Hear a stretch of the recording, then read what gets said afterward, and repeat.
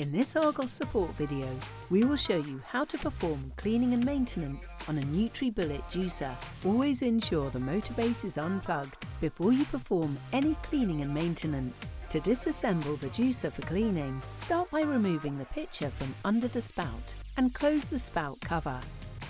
Then, remove the food pusher by lifting it out of the feed chute. Unlock the locking handle from the basin cover by pulling the handle downwards. Lift the basin cover vertically out of the pulp basin and remove any pulp from the inside of the cover.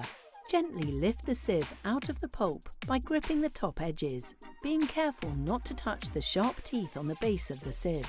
Rinse all parts under running water, ensuring you are careful when handling the sieve.